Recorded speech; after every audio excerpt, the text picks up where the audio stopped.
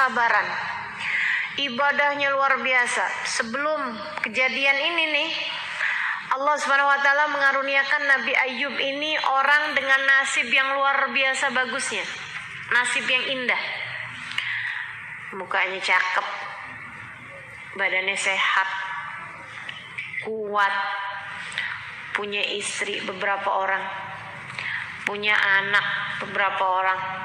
Anaknya lucu-lucu, cakep-cakep, ganteng-ganteng, cantik-cantik. Istrinya juga begitu cantik-cantik. Kemudian lagi hartanya alhamdulillah melimpah ruah.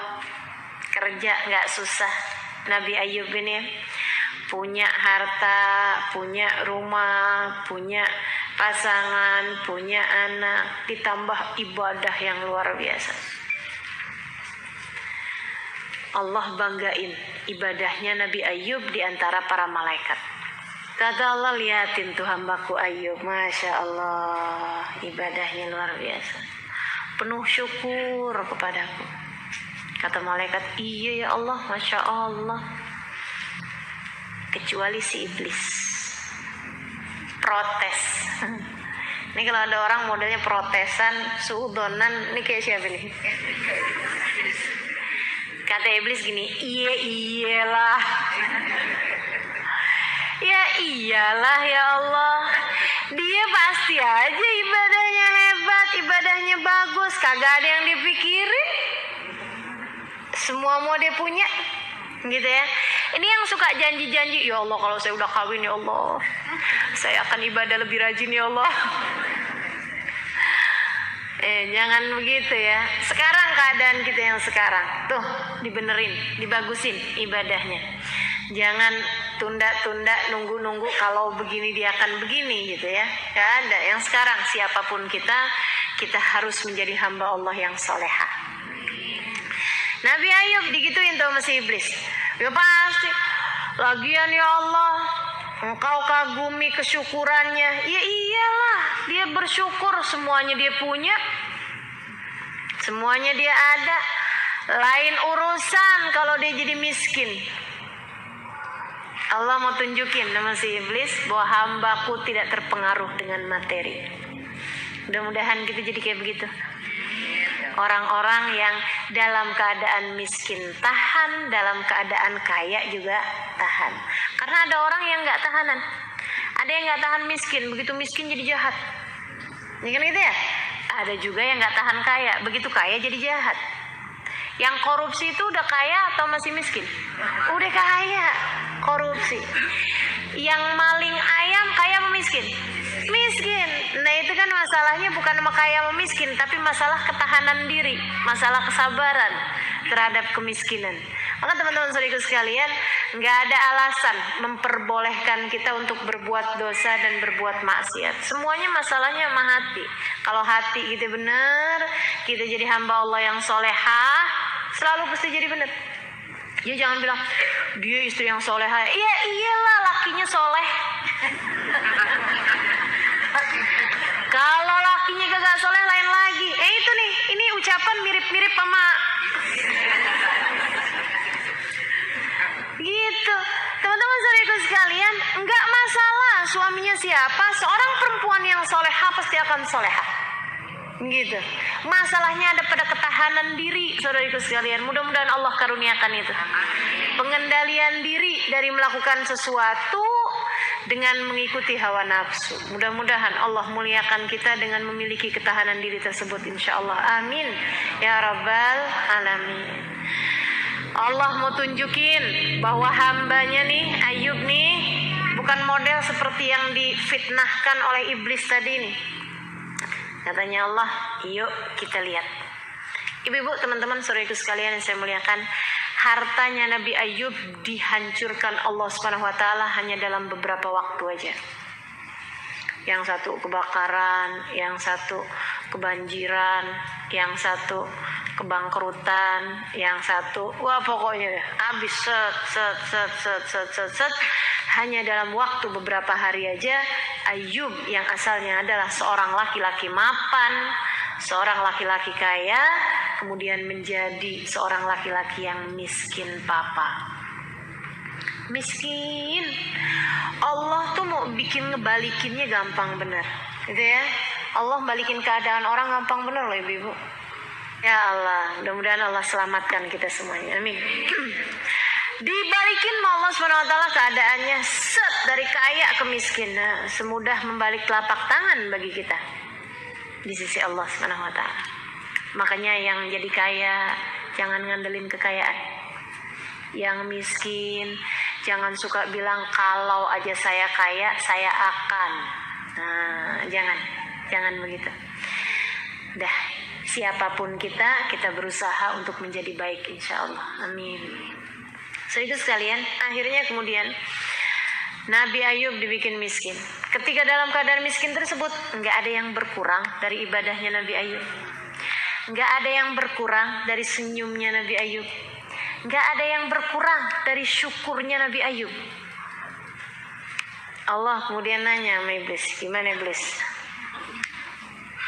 Kenapa dia Allah ya? Tunggu ya Rob, disamperin sama iblis. Lagi Nabi Ayub sholat, ibadah, samperin sama iblis. Yub, kamu kenapa masih sholat juga Yub? Allah udah dibangkrutin, udah dihabisin, udah dimiskinin. Apa katanya Nabi Ayub alaihissalam? Harta semuanya miliknya Allah, semuanya kembali kepada Allah. Aku jadi kaya alhamdulillah, bisa sedekah, bisa berbuat baik. Aku jadi miskin alhamdulillah, hisabnya gak kepanjangan ntar di akhirat. Nah, enak ya. Orang kalau solehah tuh enak, mikirnya kayak begitu. Kalau orang gak soleh, waduh ruwet nih. Dikasih kaya salah, dikasih miskin segala. Teman-teman sekalian, akhirnya kemudian dia bilang, apapun keadaan saya, lakal hamd ala dzalik. Makasih ya Allah atas seindah-indah keadaan yang kau karuniakan. Jadi dikasih miskin masih menganggapnya sebagai seindah-indah keadaan yang kau karuniakan. Nah, kita mau ngikutin nih Nabi Ayub nih ya. Dikasih apa aja, alhamdulillah. Dompet hilang, alhamdulillah. Terima kasih ya Allah atas seindah-indah keadaan. Yang ada repot saja bukan indah. Tunggu dulu. Mungkin Allah sedang akan membersihkanmu dari harta yang haram. Mungkin ada yang syubhat, ada yang haram, bikin petaka tuh kalau ada di dompet kita. Bisa jadi. Ya kan ya? Melihat sisi positif dalam segala keadaan, teman-teman sekalian. Mungkin habis itu nanti mau digantikan Allah dengan yang lebih baik rizkinya, yang lebih halal, yang lebih bagus, yang lebih indah.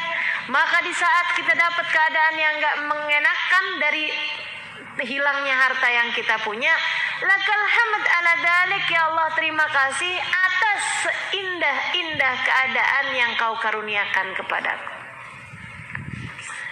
Iblisnya putus asa. Ditanya sama Allah, gimana iblis? Masalahnya emang sama harta ya Allah. Seindah-indah harta itu kan anak. Gak enak ya si iblis nih ya. Kita masih ngelihat dia emang baik-baik aja karena musibahnya tuh mah harta, bukan sama orang. Kalau orang tuh kan lain masalahnya, sayangnya masuk ke hati. Kalau harta buat orang-orang kekasihnya Allah itu cuman adanya di tangan, gak nyampe ke hati. Itu para ulama salah satu doa mereka, Allahumma ja'alid dunya fi aidina wala taj'alha fi qulubina. Ya Allah, jadikanlah dunia cukup di tangan kami aja, jangan kau masukkan dunia di dalam hati kami. Gitu. Kalau dunia nggak masuk di hati, nggak sampai bikin sakit hati. Gitu ya. Sampai ada orang bangun toko lebih laku, dia kemudian pergi ke dukun. Ini yang begini-begini dunianya masuk sampai ke hati. Tapi kalau dunianya nggak masuk sampai ke hati, nggak ada sakit hatinya, biasa-biasa aja. Kan gitu ya. Ada harta yang hilang, cuman yang di tangan aja kok. Gitu, nggak jadi masalah. Teman-teman saya sekalian, akhirnya kemudian katanya Allah, coba kita lihat. Dikasih wabah, dikasih penyakit menular di antara keluarganya Nabi Ayub. Anaknya mati semua. Berapa banyak? Lebih dari 10 orang. Mati atu.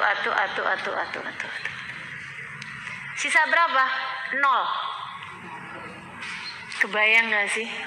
Allah tuh kalau mau ngasih ujian kepada hambanya.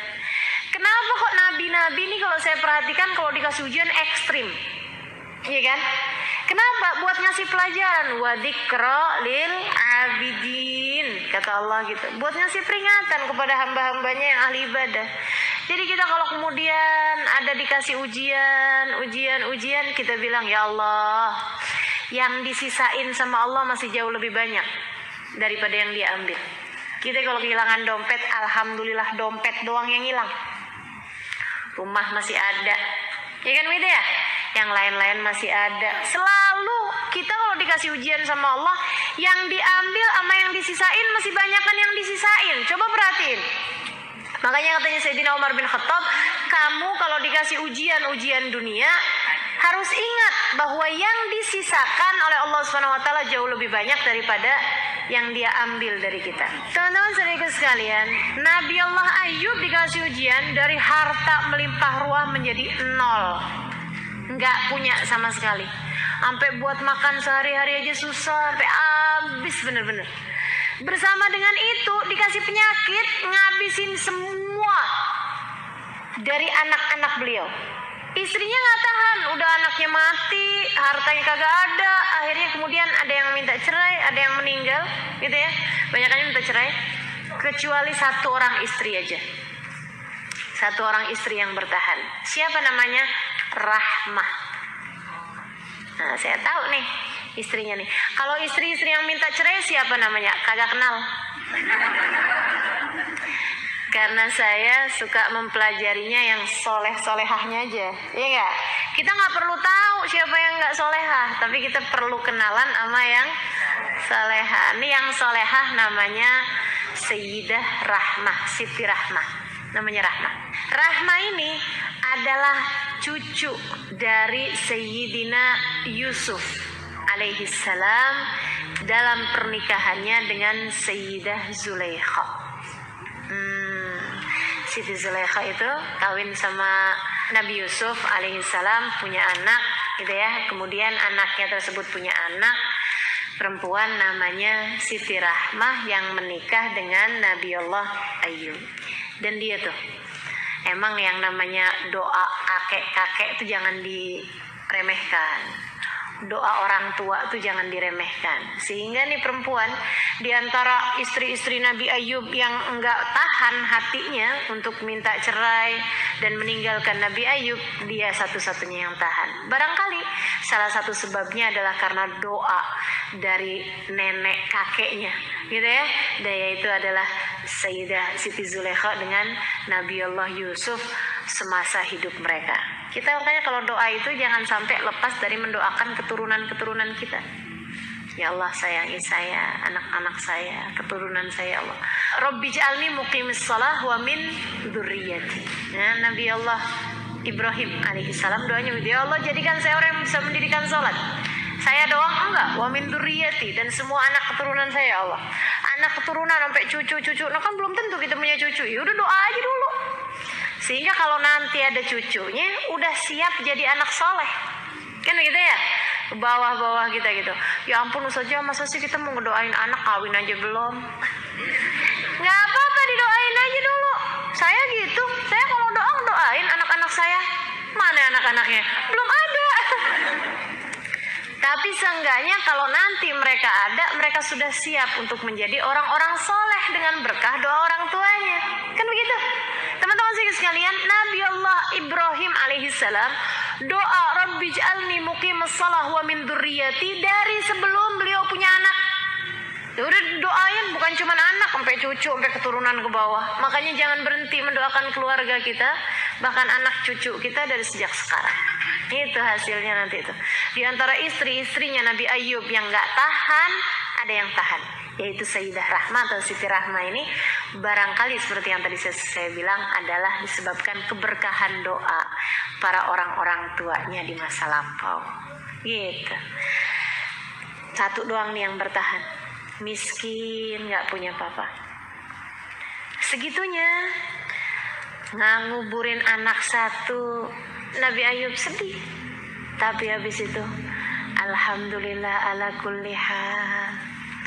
Tiap dengar kabar anakmu yang satu lagi meninggal dunia, alhamdulillah ala kulli hal. Hampir tiap hari nguburin anak atu. Gitu makanya ya, kalau lagi datang musibah berat-berat kita ingetin, ya Allah, Nabi Ayub sabarnya luar biasa, nunjukin kepada kita caranya ngadepin ujian. Alhamdulillah ala kulli hal. Gitu. Sehingga sekalian, ibadah gak kurang, syukur gak kurang. Tiap keadaan apa aja, ya Allah terima kasih atas keadaan indah yang kau berikan. Terima kasih atas seindah-indah keadaan. Gimana iblis? Iblisnya nyamperin Nabi Ayub. Yub, kenapa sih Yub masih ibadah aja Yub? Bukannya anak udah pada habis Yub? Katanya Nabi Ayub, alhamdulillah. Maksudnya gimana Yub? Mereka di sisi Allah pasti jauh lebih bahagia. Gitu ya, luar biasa bener ya Nabi Ayub. Allah memberikan seindah-indah keadaan kepada mereka dan seindah-indah keadaan kepada saya. Saya juga emang lagi kesulitan menafkahi, jadinya sekarang anak-anak gak ada. Alhamdulillah, dinikmatin, disenengin, dikasih rezeki langsung sama Allah. Apa yang gak saya syukuri? Iblisnya, iya juga sih ya. Ini kan kalau kita mau nyari sisi-sisi positif dalam setiap keadaan yang paling gak enak sekalipun pasti ketemu teman-teman. Masalahnya tinggal sudut pandang, mau ngelihat kemana gitu. Masalahnya ada pada keindahan memandang segala sesuatu. Dan itu sangat berpengaruh bagi kehidupan kita. Ingat ceritanya 2 orang sakit di rumah sakit. Yang satu tempat tidurnya nih deket sama jendela. Yang satu lagi masuk belakangan, duduk agak jauh dari jendela. Satu kamar isinya 2 orang, gak saling kenal. Yang kedua nih, yang sakit kedua nih, sakitnya parah banget sampai bener-bener gak bisa gerak dari tempat tidur. Si yang pertama tuh, yang satu itu selalu aja suka berdiri depan jendela. Jadi si yang ini udah agak-agak bayan, udah bisa ngobrol nih, apa nanya gitu, kamu lagi ngeliat apaan sih? Katanya si B kepada si A. Si A bilang, wah itu di depan saya nih ada danau, cakep bener, ada angsanya lagi jalan, katanya gitu. Oh iya, coba ceritain.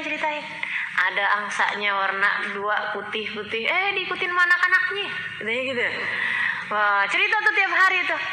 Dia bilang, wah hari ini ada sepasang suami istri sepertinya lagi jalan bersama-sama di tepi danau.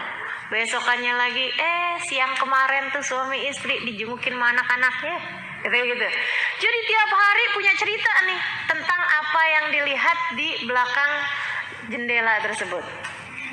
Satu ketika si orang ini nih, si A nih meninggal dunia. Habis dia meninggal kan tempat tidurnya kan kosong. Si yang B bilang, suster pindahin saya napa ke tempat tidurnya dia, biar saya juga bisa memandang jendela juga kayak dia itu. Akhirnya dipindahin sama suster. Begitu dia ngeliat jendela, yang di belakang jendela tembok kagak ada apa-apa. Suster, ini kok di belakangnya ini nggak ada apa-apaan? Itunya mana? Danau yang biasa dilihat teman-teman saya. Nggak ada pak, emang dari dulu kayak begitu. Lah, terus yang ini tuh, dia tuh setiap hari cerita begini begitu tuh gimana cerita? Oh yang dulu itu pak itu orang itu buta. Padahal apa yang diceritakan itu yang membuat dia terhibur selama ini di masa sakitnya. Teman-teman saudaraku sekalian, masalahnya bukan pada apa yang kau lihat, tapi keindahan memandang sesuatu. Maka masalahnya bukan pada apa yang terjadi, bukan, tapi caramu mencari sisi-sisi positif dalam segala sesuatu. Gitu.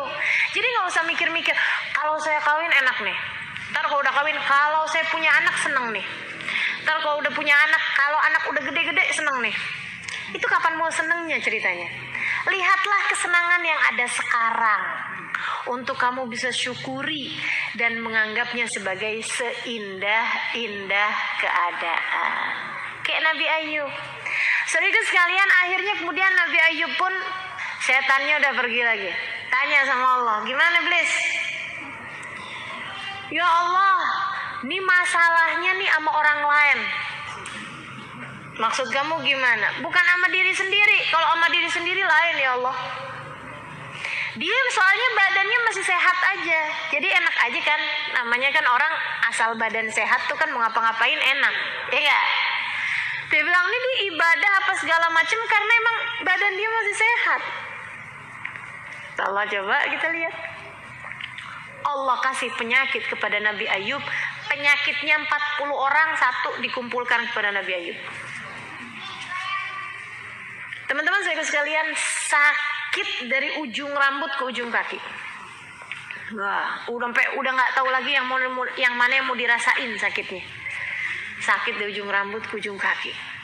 Tapi tidak seperti yang dikabarkan di Israiliyah ya, yang katanya sakitnya sampai keluar ulet-ulet. Wah, itu nggak mungkin. Itu mustahil. Kenapa? Sebab para nabi itu adalah mab'uts lil alamin. Adalah orang yang diutus untuk menyebarkan agama kepada kaumnya. Untuk menyebarkan agama kepada kaumnya. Bagaimana mungkin kaumnya akan mendengarkan jika kemudian dia terkena sesuatu yang membuat orang gak mau deket-deket sama dia. Jadi mustahil Nabi kena sesuatu yang menjijikan. Apalagi kalau yang kabarnya sampai keluar ulet-ulet, belatung-belatung dari badannya. Wah, itu mustahil. Itu gak benar. Tapi bahwa Nabi Ayub diberi sakit itu iya. Disebutkan kok sama Allah SWT dalam Al-Quran. Nah, gitu ya. Jadi Nabi Ayub dikasih sakit yang luar biasa, ditambah dengan rumahnya udah gak ada. Akhirnya kemudian Nabi Ayub pun dibawa pergi ke tengah-tengah hutan. Rumah kecil, istrinya itu aja yang ngurusin dia satu tuh. Nabi Ayub di pengasingan. Rumah kecil sepetak, berduaan aja. Gak bisa sholat karena gak bisa geraknya. Badannya sakit yang luar biasa. Dalam sakitnya apa yang diucapkan Nabi Ayub? Alhamdulillah. Dengan hati yang tak henti-henti bersyukur. Dengan hati yang tak henti-henti berzikir. Dengan hati yang tidak pernah berkeluh kesah. Sama setan samperin iblis. Yub, gimana Yub sekarang Yub? Katanya Nabi Ayub, Alhamdulillah. Ente kasih sakit kayak begitu, kenapa saya Alhamdulillah. Dikasih sakitnya sekarang di dunia, nggak di akhirat. Pilihan mana kita? Si sakit dunia, si sakit di akhirat. Jadi kalau kita lagi dikasih sakit nih, Alhamdulillah. Ya Allah, mudah-mudahan sakit yang ini membuatku terselamatkan dari sakit di akhirat. Sakit di akhirat gak bisa nyari obat. Sakit di akhirat gak ada yang bisa tahan, teman-teman sekalian. Sakitnya dibakar dalam neraka jahanam. Wah, fama asbarahu malandar. Kata Allah, aku mau lihat kayak apa kalian sabarnya terhadap neraka. Gak ada yang mampu. Gak ada yang mampu sabar. Tapi sakit di dunia, la yukallifullahu nafsan illa wus'aha. Tidak akan Allah berikan kepada kita sesuatu penyakit atau apapun di luar kemampuan kita menanggungnya. Nggak ada. Makanya kenapa Allah ciptakan pingsan. Kalau tubuh manusia tidak lagi dapat menanggung kesakitan jenis itu, Allah akan jadikan dia pingsan. Rahmatnya Allah Subhanahu wa ta'ala. Makanya orang kalau lagi tabrakan, gitu ya, tabrakan, ini hancur, apa yang terjadi? Pingsan. Berapa lama pingsannya? Tergantung dari kemampuan tubuh untuk bisa tahan terhadap penyakit tersebut. Kalau udah tubuhnya kira-kiranya tahan, disadarkan sama Allah Subhanahu wa ta'ala. Jadi nggak ada ceritanya kita berada dalam jenis sakit yang kita nggak tahan nanggungnya. Makanya kalau lagi dikasih sakit, dinikmatin aja, dirasain aja. Karena kita pasti bakalan tahan kok sama sakit itu. Nggak mungkin ada sakit yang sampai gitu nggak tahan. Nggak ada gitu. Dinikmatin sebagai bagian dari apa yang Allah Subhanahu wa ta'ala rasakan. Teman-teman saudara sekalian, kenapa kita sakit? Karena kita punya badan. Kalau kita bayangan doang, nggak ada badannya, nggak bakalan sakit. Kan gitu ya? Nah, itu yang namanya kita punya badan ya pasti ada sakitnya. Jadi saat kita sakit, alhamdulillah. Lagi sakit kepala, alhamdulillah punya kepala. Lagi sakit perut, alhamdulillah masih punya perut. Kan begitu ya? Nah itu, jadi kita nikmatin, kita syukurin, alhamdulillah ya Allah. Nabi kalau dikasih sakit bilangnya alhamdulillah ala kulli hal. Ya Allah, terima kasih atas keadaan apapun yang kau tempatkan aku. Nabi itu ngajarin kita indah bener. Maka saudaraku sekalian saya muliakan, bahkan sakit pun beliau syukuri sebagai bagian dari hal yang seperti itu. Alhamdulillah dikasih sakitnya di dunia, alhamdulillah nggak dikasih sakit di akhirat. Apalagi mengingat kalau model orang-orang kayak kita nih, teman-teman sekalian, sakit tuh ngapusin dosa. Sakit itu ngapusin dosa. Makanya orang-orang yang dosanya udah terlanjur besar, yang dimurka sama Allah SWT, malah nggak dikasih sakit.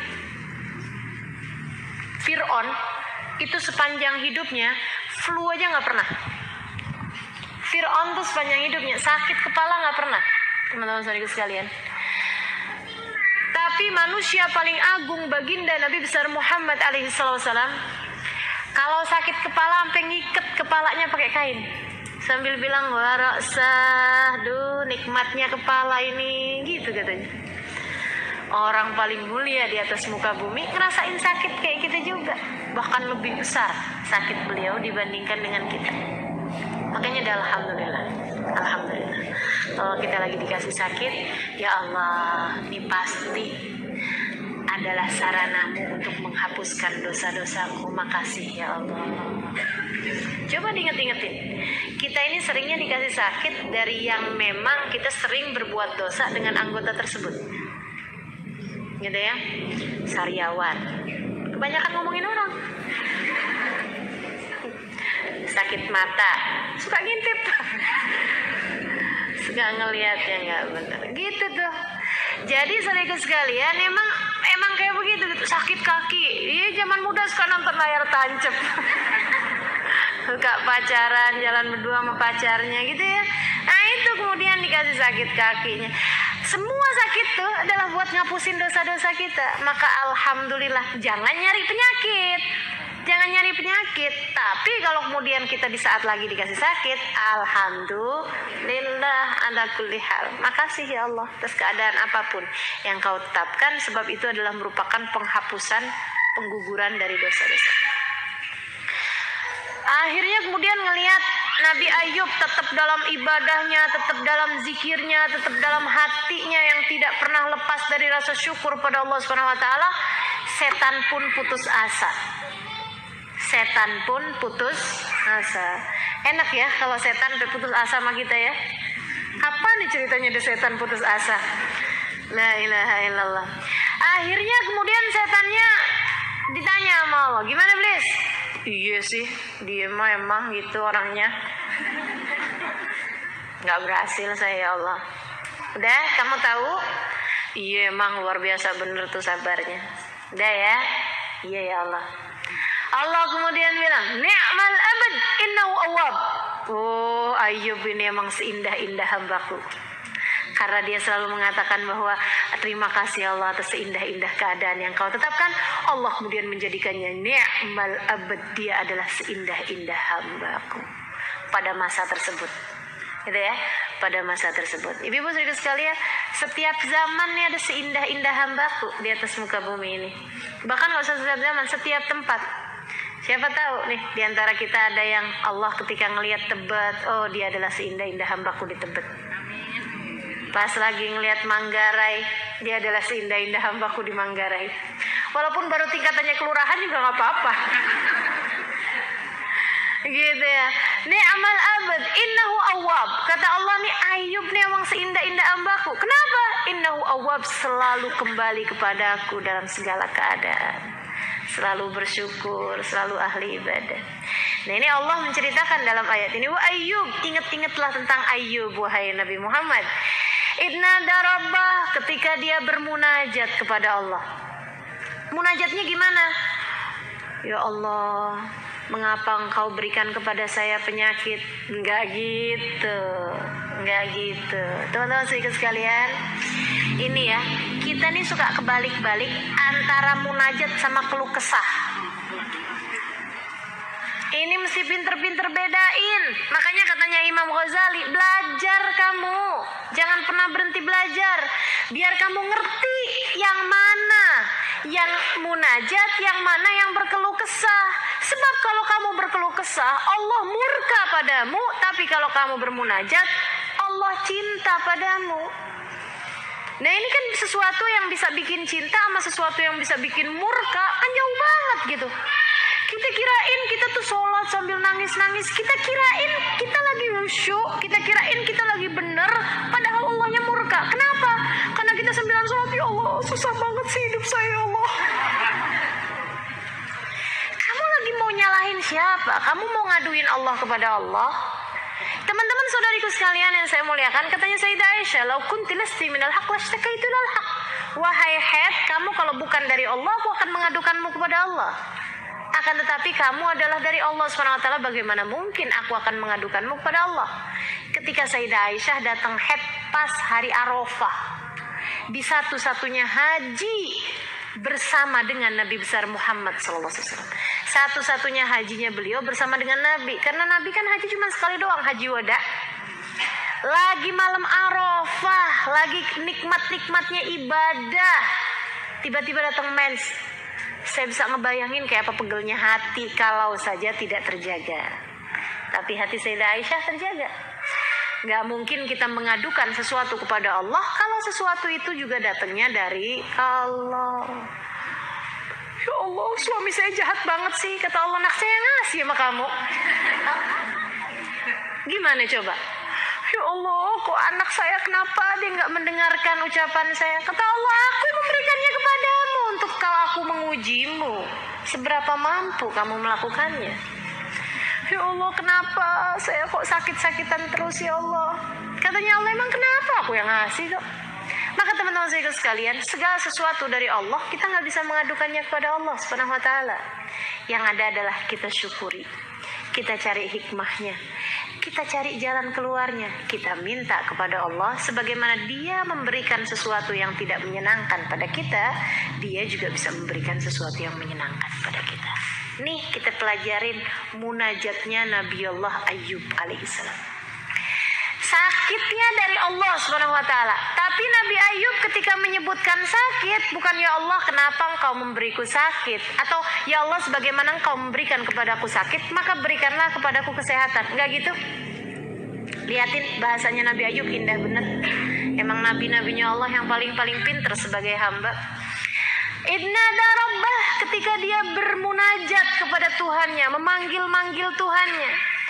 Anni masaniyad-dur, ya Allah, aku ditimpa penyakit. Bukan engkau menimpakan padaku penyakit, tapi aku sekarang ini tertimpa penyakit. Bahkan bukan tertimpa, teman-teman saudara sekalian, Mas itu tersentuh.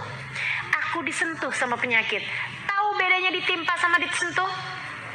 Ditimpa kenceng, kalau disentuh lembut.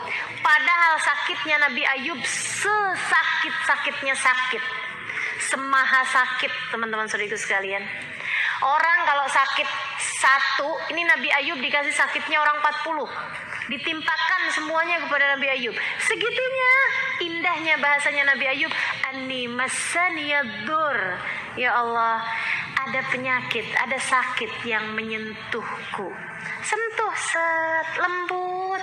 Nabi Ayub merasakannya seperti itu, walaupun pada kenyataannya yang datang kepada beliau adalah timpaan yang sangat-sangat besar. Cakep bener ya. Anni masaniyantur, ya Allah, ada sakit yang menyentuhku, kau yang tahu.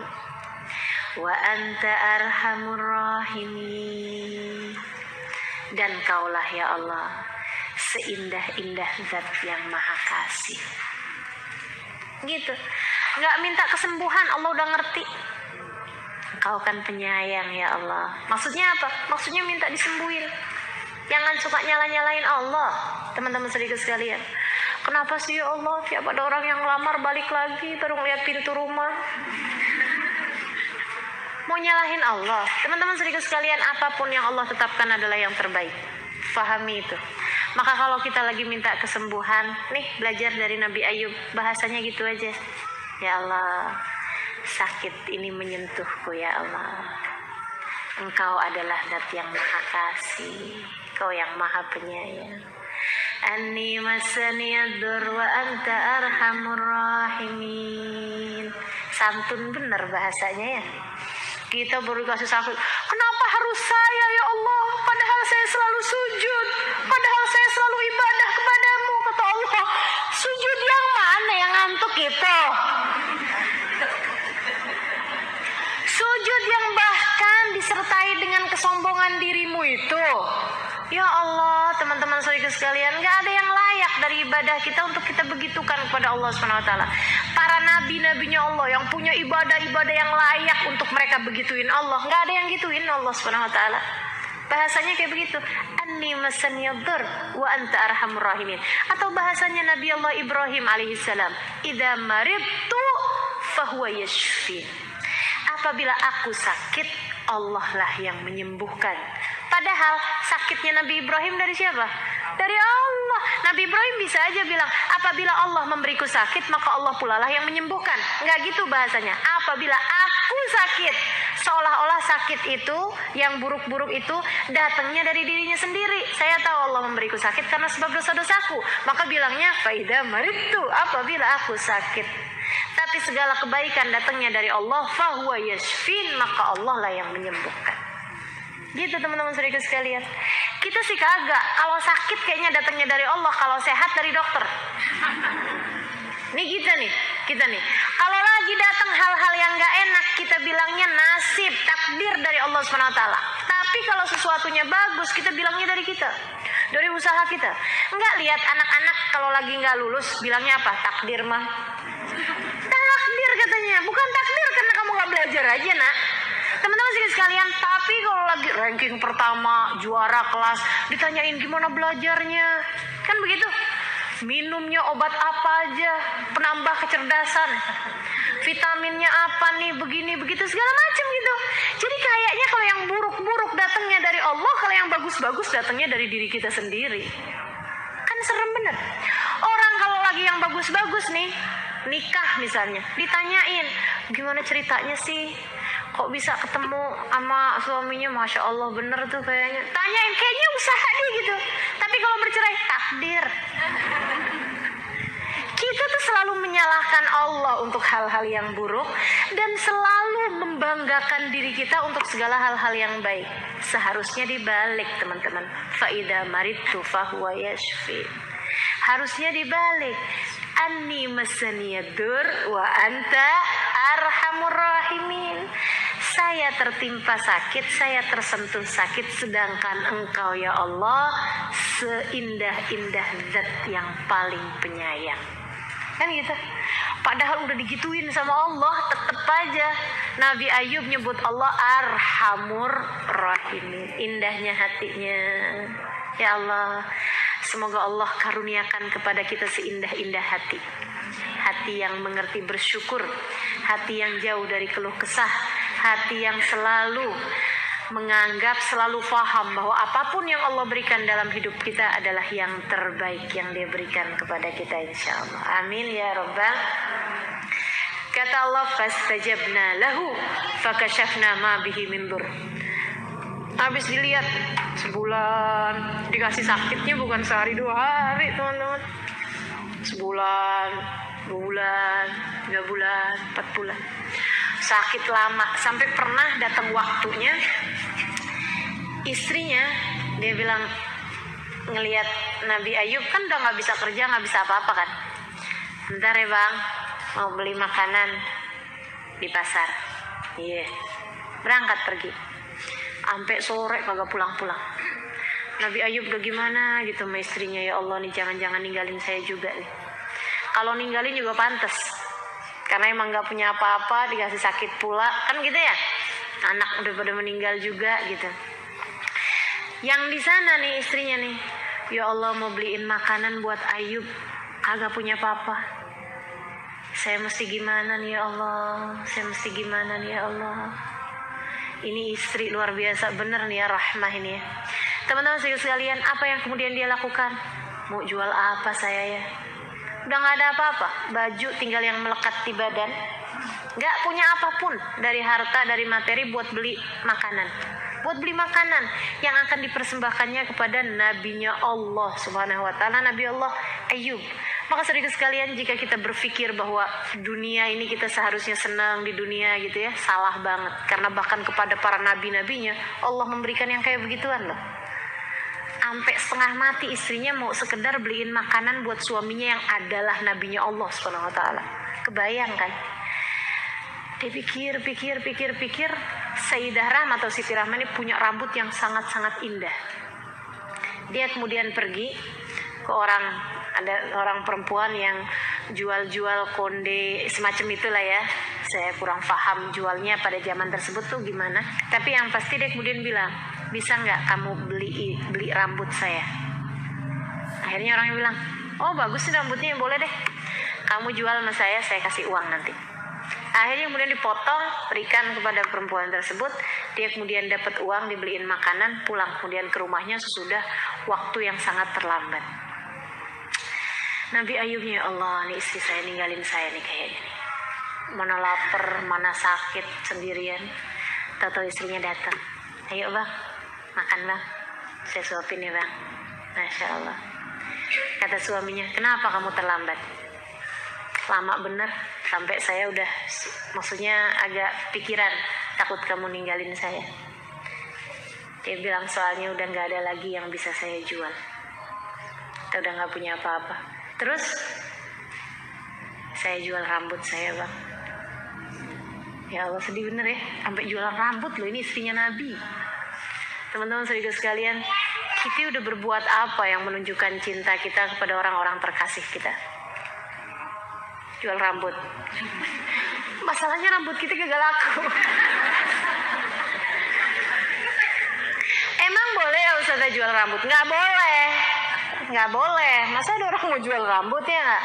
Nggak boleh teman-teman saudara sekalian. Tapi ini ceritanya kan sedang dalam keadaan darurat tubihul mahdurat. Udah nggak ada ini lagi, udah kayak begitu gitu kan. Akhirnya kemudian ya udah Nabi Ayub girang, senang, ya Allah punya istri solehah kayak begitu. Alhamdulillah, senang benar. Teman-teman saudara sekalian yang saya muliakan, sampai kemudian pada waktunya pada tanggal 10 Muharram Allah Subhanahu wa taala kemudian cukup dah. Ayub ujiannya udah cukup, saya udah lihat semuanya, Masya Allah nih luar biasa bener. Kalau gitu sekarang Ani masani yadurru anta arhamur rahimin. Kata Allah, fastajabna lah, aku ijabah sekarang doamu wahai Ayub. Fakashafna ma bihi min durrin, aku angkat apa yang menimpamu dari penyakit tersebut. Wa atainahu ahlah, dan kami gantikan hartamu, kami gantikan keluargamu. Wa mithlahu ma'ahum, bahkan kami lipat gandakan dari yang sebelumnya. Rahmatan min indina, merupakan rahmat dari sisi kami. Wa dzikra lil abidin, dan peringatan, pembelajaran bagi para ahli-ahli ibadah kepada Allah Subhanahu wa taala. Jangan takut. Jadilah hamba Allah yang solehah. Jangan takut teman-teman saudaraku sekalian. Allah bersamamu. Allah akan lindungi dirimu. Allah akan bahagiakanmu dunia dan akhiratmu. Insya tanggal 10 Muharram. Tiba-tiba aja sehat, seger badan, enak semuanya. Masya Allah. Makasih ya Allah. Makasih ya Allah. Gak lama kemudian Rahmahnya hamil, punya anak. Saya gak paham ya, ini sampai sama Allah SWT dijadikan berkali lipat tuh, mungkin barangkali sekali lahiran berapa orang gitu kan ya. Masya Allah. Saudara sekalian yang saya muliakan, Allah gantikan hartanya, Allah muliakan kehidupannya Nabi Ayub alaihissalam, buah dari kesabaran beliau. Ini gak apa-apa, jika dalam hidupmu engkau sedang melewati masa-masa pahit, tetaplah yakin bahwa Allah SWT adalah seindah-indah zat yang memberikan kepada kita karunia.